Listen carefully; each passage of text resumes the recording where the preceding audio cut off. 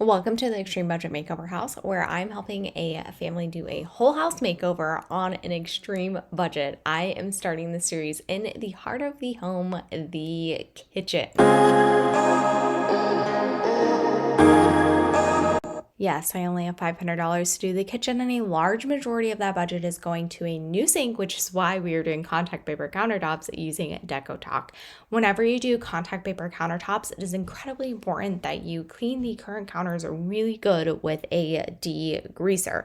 The contact paper I am using here is a 30-inch wide roll, so it does fit the width of a standard 25.5-inch counter, which you will see when I get to the other side of the counters, but on the island I will have a seam. Now, this contact paper is very thick and easy to work with and does not easily bubble, but that doesn't mean that you can rush the install. You can see how slowly I am installing it using a wallpaper smoothing tool from a kit I will have linked in the description below. The rule I use is 4 to 6 inches installed at a time, really making sure you are getting the contact paper on good before moving on to the next 4 to 6 inch section. It is time consuming, but worth it. At the start of the new section, I like to use my smoothing tool to move any potential trapped air to the area not yet installed. It is a lot easier to get bubbles out when the contact paper isn't already stuck on. I am also consistently feeling for air pockets and looking for them the entire time I am doing the install. Once the top of the paper is installed, I do the edges. A new tool I use here is a hair dryer. Whenever I share these clips on Instagram or TikTok, I get asked why the blow dryer. Well, the blow dryer heats up the vinyl, allowing me to better stretch it around the edges. And if you've ever done contact paper on countertops, you are probably already aware of the fact that wrapping the edges can be frustrating. The reason for that is the fact that this is the part that can have creases, and we want to prevent creases because creases are very difficult to reverse. They're typically where the adhesive backing is stuck together. And don't panic, don't worry. That's why I use a blow dryer. It is to prevent that from happening. I have found that with a little bit of heat, it reduces my chances of getting the creases and bubbles when doing those edges. Now, the one side of the island is done. I am moving on to the other side. Remember, this is the one seam in this kitchen I will have. Now, most will tell you to not overlap here, but I always do a slight overlap because vinyl shrinks. You will see the countertop underneath if that happens. I had this happen to me. I installed a wall of peel and stick wallpaper. It looked great. And about a week later, I walked in and between each panel, you could see the wall because the vinyl shrunk. Learned my lesson, so we do a slight overlap. Other than that, this install is identical to the other side.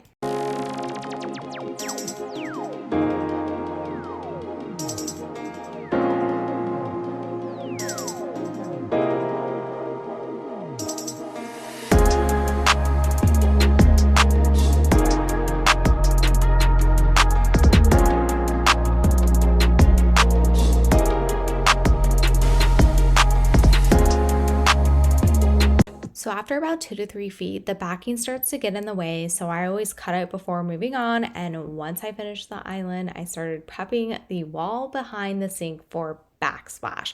Because the wall is very textured, it's not going to work with what I have planned. I did skim coat the wall and I painted it with Kills 2 because if you know me already, you know I'm a big fan of peel and stick backsplash, and that needs a flat wall to work well. I'm using smart tiles because they are an elite peel and stick backsplash tile. They can go vertical or horizontal, but after much debate on my Instagram, we went horizontal. This brand is super easy to install and is incredibly durable.